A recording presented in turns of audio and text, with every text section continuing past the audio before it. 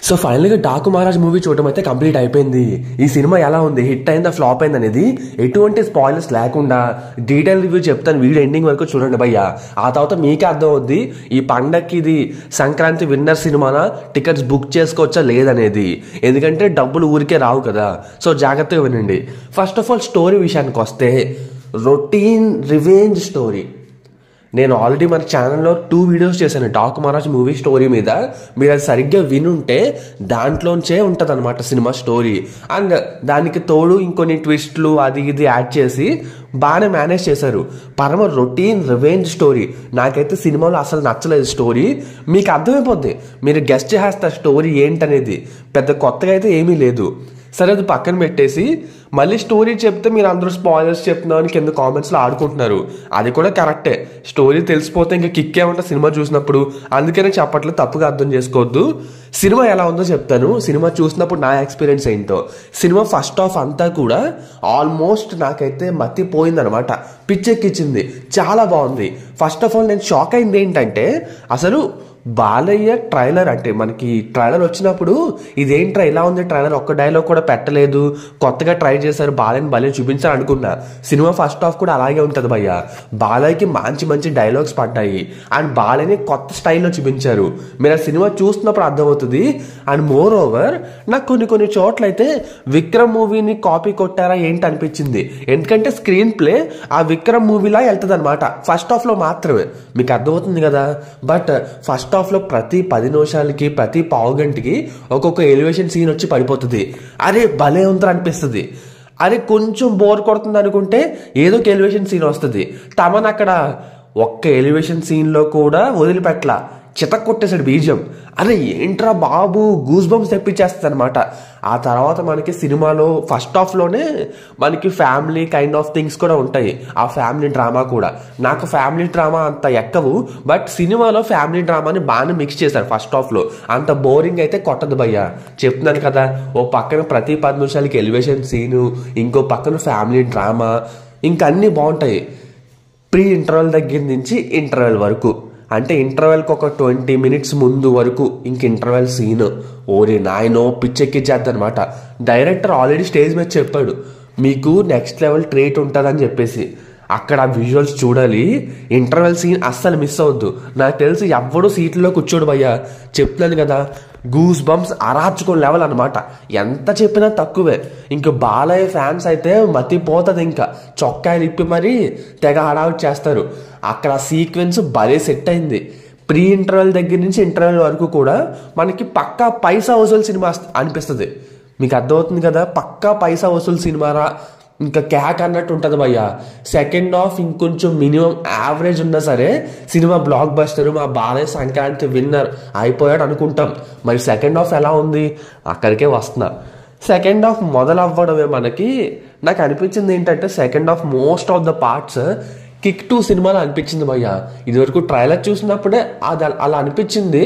But ఆ second half flash back portion అవన్నీ చూసినప్పుడు కొంచెం కిక్ 2 సినిమా అయితే గుర్తొచ్చింది. అలా అని చెప్పి నేను దాంతో కంపేర్ చేయట్లేదు, కానీ నాకు జస్ట్ గుర్తొచ్చింది. మీకు కూడా అలా గుర్తు రావచ్చేమో. సెకండ్ హాఫ్లో మనకి ఆ ఫ్లాష్ బ్యాక్ పోర్షన్స్లో విజువల్స్ ఉంటాయి, వేరే లెవెల్ భయ్య. ఆ సెకండ్ హాఫ్లో మనకి ఒక స్టార్టింగ్ 40 మినిట్స్ వరకు పర్వాలేదు. ఆ తర్వాత నుంచి కూడా మనకి సినిమాని అక్కడితో అయిపోయింది స్టోరీ. వీళ్ళు డ్రాగ్ చేసుకుంటా ఇంకా సాగదీశారు స్టోరీ. క్లైమాక్స్ అంటే 2.5 గంటల సినిమా రావాలి కదా, దాని గురించి బాగా డ్రాగ్ చేసి ముందుకు తీసుకెళ్లారేమో అనిపించింది. ప్రీ క్లైమాక్స్ క్లైమాక్స్ చెత్తలా ఉన్నాయి.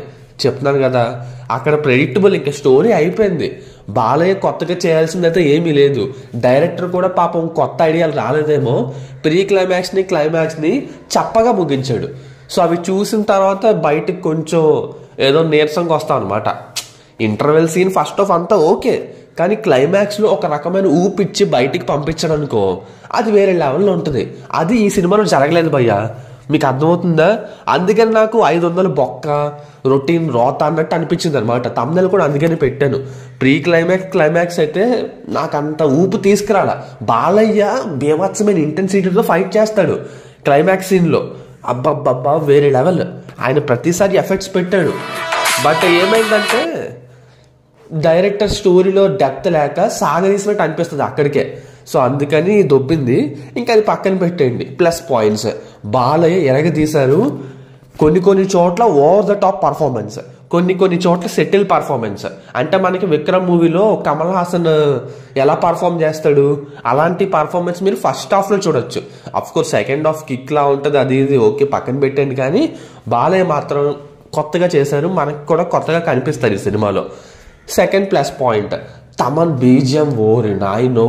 అఖండ తర్వాత మళ్ళీ ఆ రేంజ్లో కాకపోయినా ఆల్మోస్ట్ 90% మ్యాచ్ చేశాడు. సినిమాలో కొన్ని సీన్స్లో ఏమీ ఉండదు, అబ్బెబ్బే డొల్ల సీన్ అనిపిస్తుంది. కానీ తమన్ బీజిఎంతో లేపాడు భయ్యా. ప్రతి సీన్ని జై అని లేపుతాడు. ఫస్ట్ హాఫ్లో ప్రతి 10 నిమిషాలకు ఒక్కొక్క ఎలివేషన్ సీను, సెకండ్ హాఫ్లో డాకు ఎపిసోడు పిచ్చెక్కిచ్చేసాడు. ఒక్కొక్క ట్యూన్, ఒక్కొక్క వైబ్రెంట్ మీకు బాస్ థియేటర్లో విన్నప్పుడు ఆ స్పీకర్లోంచి ఆ సీన్ పడినప్పుడు వేరే లెవెల్ ఫీలింగ్ వస్తుంది. అట్లీస్ట్ దానికోసమైన థియేటర్లో ఎక్స్పీరియన్స్ చేయాలి భయ్యా. థర్డ్, విజువల్స్ నిజంగా అదిరిపోయాయి. మరి ఆ డైరెక్టర్ సినిమాటోగ్రాఫర్ ఎవరో తెలియదు కానీ నాకు పేరు గుర్తు రావట్లేదు, విజయ్ ఖన్నా ఎవరో అనుకుంటా. పిచ్చెక్కిచ్చాడు. విజువల్స్ మాత్రం కొత్త రకమైన విజువల్స్, చాలా రిఫ్రెషింగ్ అనిపించింది నాకు. విజువల్స్ కోసమైనా థియేటర్కి వెళ్ళాలి చెప్తున్నాను కదా. ఇంకా ఫోర్త్, డైరెక్టర్ బాబీ చాలా తెలివైనోడు. రొటీన్ ప్రెడిక్టబుల్ రోత స్టోరీ రాసుకున్నాడు, కొత్తగా ఏం చూపించాడు అది నాకు తెలుసు. కానీ ఆ స్టోరీని రకరకాల ఎలిమెంట్స్ మిక్స్ చేసి ఒక మంచి బిర్యానీ తయారు చేశాడు అనమాట.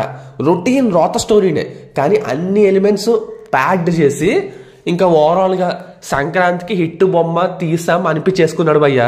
చెప్తున్నాను కదా, మంచి తెలివైన డైరెక్టర్. దీని తర్వాత మళ్ళీ ఎక్కడికో వెళ్ళిపోతాడు.